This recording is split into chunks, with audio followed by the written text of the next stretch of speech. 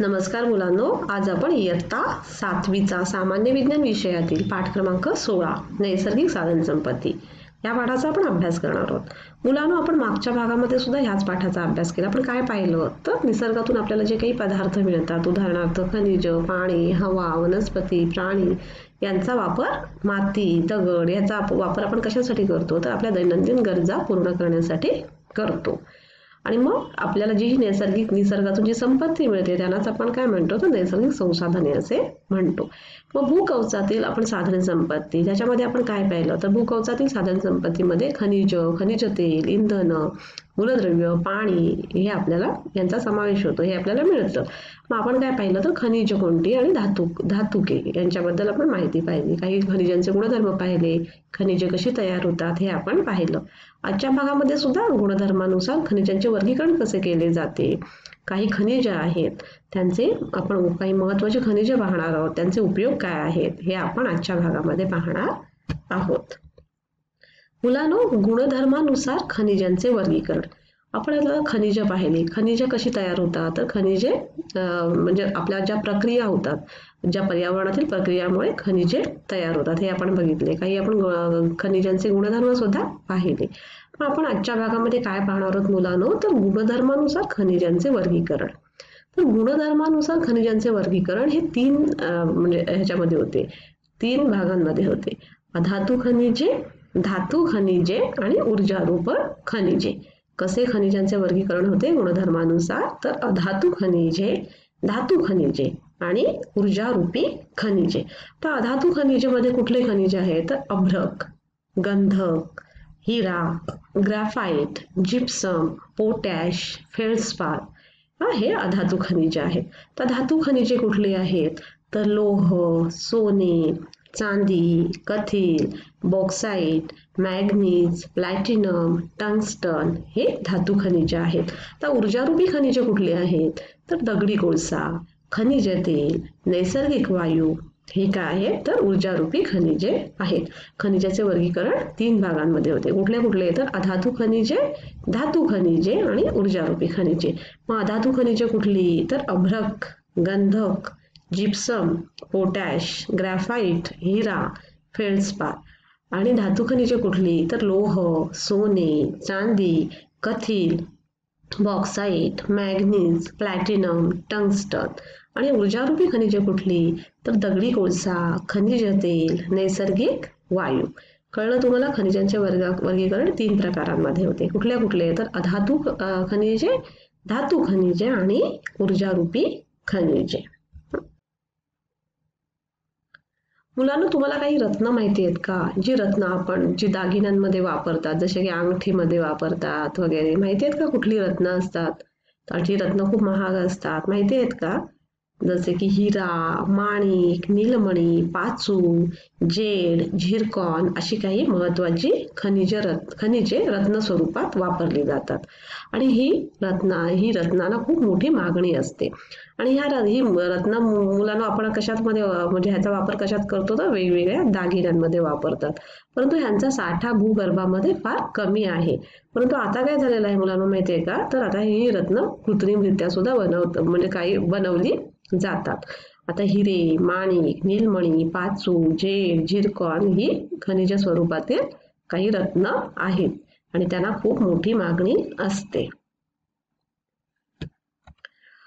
मुलांना, तुम्हाला माहिती आहे का आपल्याला आपल्या घरामध्ये जेव्हा उपवास असतो की नाही, तुमच्या आईचा वगैरे उपवास असेल की नाही, मग जेव्हा तुमच्या आई खिचडी बनवते वगैरे, मग जेव्हा उपवासाची साबुदाण्याची खिचडी बनवते, मग त्या खिचडीमध्ये आई आपलं रोजचं साधं तुम्ही जे नमक म्हणजे सॉल्ट असतं, मीठ असतं, ते घालतं की वेगळं मीठ घालतं सांगा बरं उपवासाचं? तर वेगळं उपवासाचं मीठ घालतं ना, त्याला काय म्हणतात माहितीये? सैंधव मीठ म्हणतात. काय म्हणतात? सैंधव मीठ म्हणतात किंवा शेंदे लोणं मीठ म्हणतात. काय म्हणतात तर शेंदे लोणं मीठ मिळतात. मग ह्या आपल्या भूगर्भामध्ये मिठाचे साठेही सापडतात. कळलं? मग भूगर्भामध्ये जसे खनिज सापडतात तसे भूगर्भामध्ये काही मिठाचे साठेही सापडतात. हे खनिज मीठ सैंधव मीठ किंवा शेंदे लोण या नावाने जेवणात आणि काही औषधांमध्ये वापरले जाते. जे भूगर्भात मीठ वापरले जाते त्याला काय म्हणतात तर सैंधव मीठ किंवा शेंदे लोण मीठ. आणि हे सैंधव मीठ आपण कुठे वापरतो तर उपवासासाठी वापरतो, म्हणजे जेवणात वापरतो. आणि दुसरं कशासाठी वापरतात तर हे औषधासाठी सुद्धा शेंदे लोण मीठ वापरतात. मुलांनो, तुम्हाला माहिती आहे का, आता हे सगळे गर्भामध्ये जे हे आहेत म्हणजे खनिज पण भूगर्भामध्ये असतात, ते सुद्धा खाणकाम करूनच आपल्याला मानवाला उपलब्ध होतात. आता हे मिठाचे साठे सुद्धा कुठे असतात तर भूगर्भामध्ये सापडतात. मग हे आता खाणकाम करण्यासाठी खाणकाम करण्यासाठी म्हणजे कोण खाणकाम करतं, म्हणजे खाणकाम करण्यासाठी काही शिक्षण दिलं जातं का, मग हे शिक्षण कुठे दिलं जातं ते आपण आता पाहूया. Indian school of mine, Indian school of mine Dhanbad ही 1926 साली खाणकाम शिक्षणाच्या संदर्भात स्थापन झालेली संस्था आहे. कुठली तर Indian school of mine Dhanbad ही 1926 साली खाणकाम शिक्षणाच्या संदर्भात स्थापन झालेली संस्था आहे. आता ही संस्था इंडियन इन्स्टिट्यूट ऑफ टेक्नॉलॉजी म्हणून कार्य करते. काय तर आता ही संस्था इंडियन इन्स्टिट्यूट ऑफ टेक्नॉलॉजी म्हणून कार्य करते. कारण आता आपलं खाणकाम करण्यासाठी पुन्हा काहीतरी एक वेगळ्या प्रकारचं शिक्षण घ्यावं लागत असेल की नाही. मग कुठल्या Indian school of mine Dhanbad ही 1926 साली खाणकाम शिक्षणाच्या संदर्भात स्थापन झालेली संस्था आहे. समजलं मुलांनो?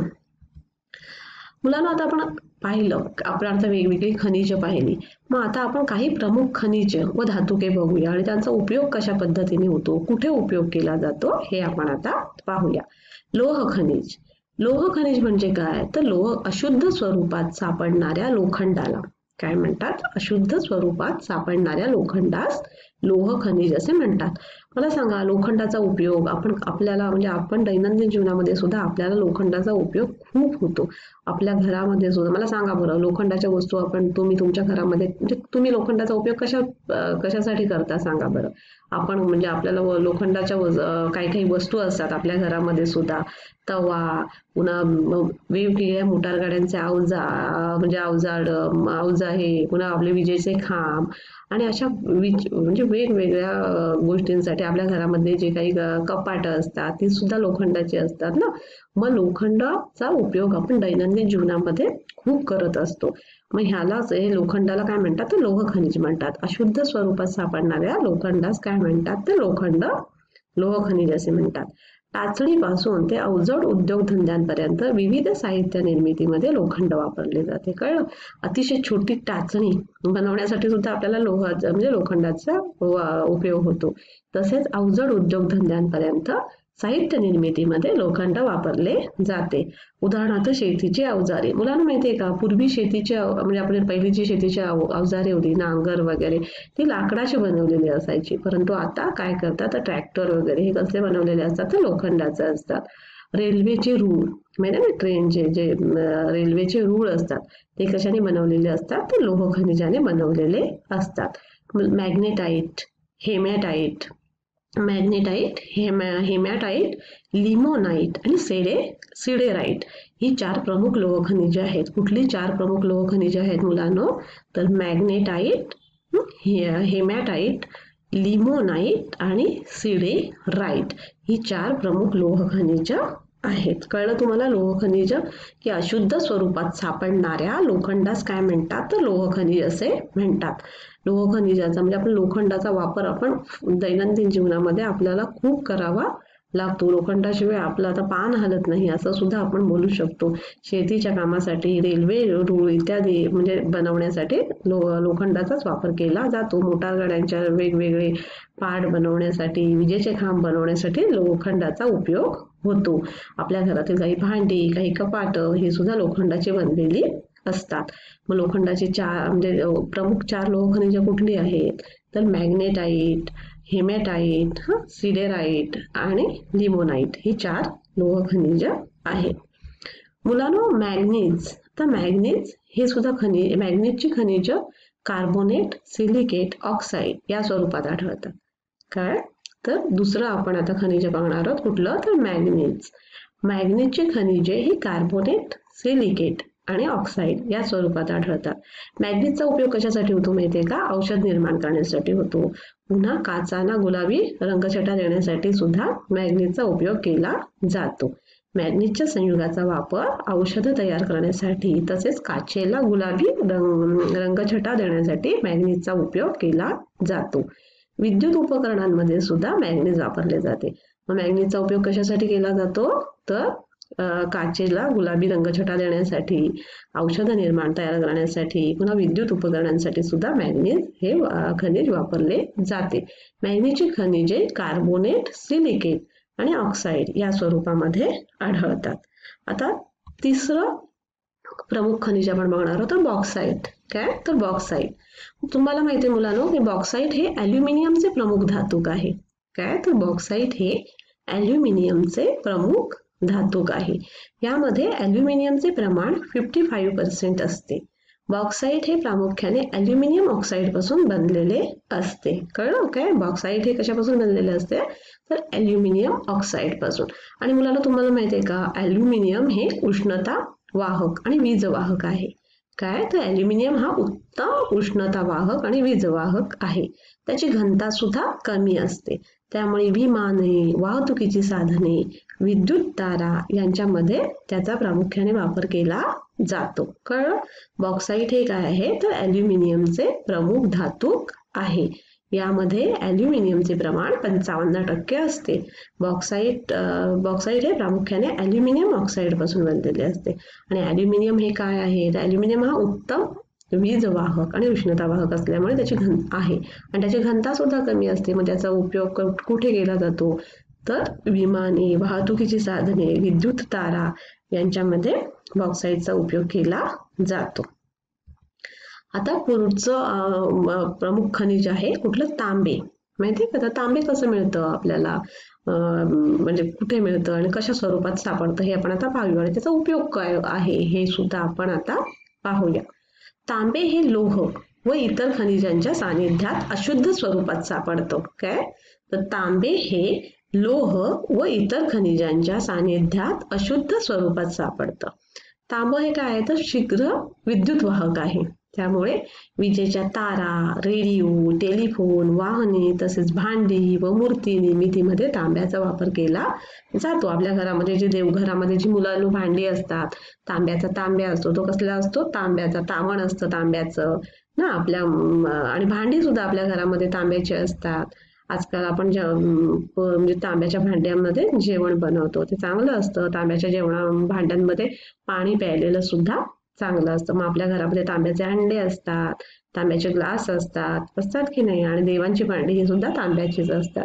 तांबे आपल्याला कुठे मिळतं तर तांबे हे लोह व इतर खनिजांच्या सानिध्यात अशुद्ध स्वरूपात सापडतं. आणि तांबे हे काय आहे तर विद्युत वाहक आहे.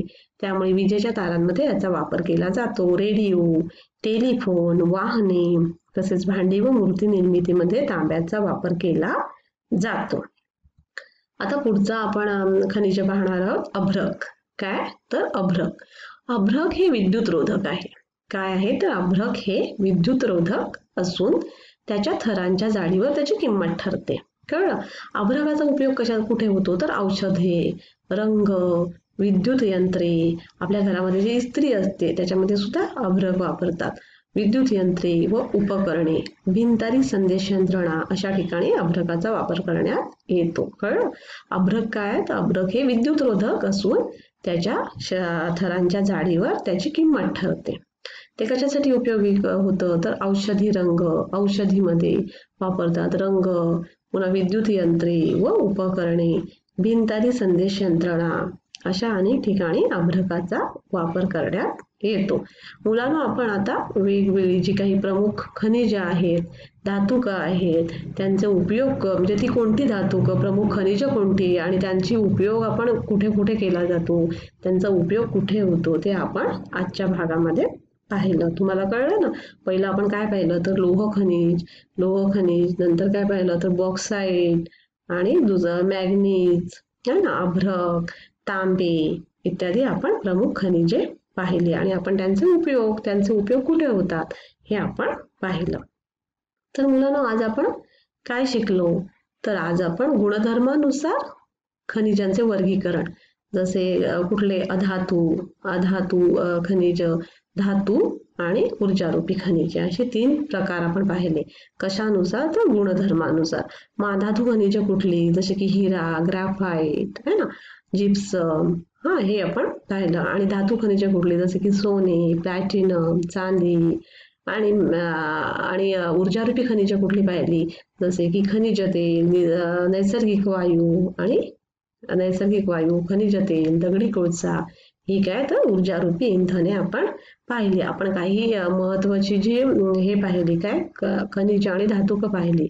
जसे की लोह खनिज, मॅग्नीज, बॉक्साईट, तांबे, अभ्रक. आणि आपण त्यांचा वापर कुठे कुठे केला जातो, कशा प्रकारे आपण वापर केला जातो. तर लोह खनिज 4 प्रकारचे असतात है ना, आपण ती पाहिली. लोह खनिजाचा वापर आपण म्हणजे रूळ बनवण्यासाठी, जसे ह्याचा, आणि शेतीची अवजारे बनवण्यासाठी, पुन्हा सगळ्या मोटारगाड्यांचे भाग बनवण्यासाठी लोह खनिजे वापरतात. लोह खनिजे म्हणजे अशुद्ध स्वरूपातील लोखंड असतात. त्या 4 प्रकारची लोह खनिजे पाहिली आपण. आपण सिडेराईट, मॅग्नेटाईट, हेमेटाईट इत्यादी आपण 4 प्रकारची लोह खनिजे पाहिली. आपण पुढच्या भागामध्ये काय पाहणार आहोत मुलांनो? तर इंधन म्हणजे काय? इंधन कुठली आहेत? स्थायू आणि द्रव आणि वायुरूप अवस्थेमध्ये जे इंधन सापडतात, जसे की दगडी कोळसा, खनिज तेल आणि नैसर्गिक वायू, यांच्याबद्दल आपण अभ्यास करणार आहोत आणि यांची माहिती आपण घेणार आहोत. धन्यवाद.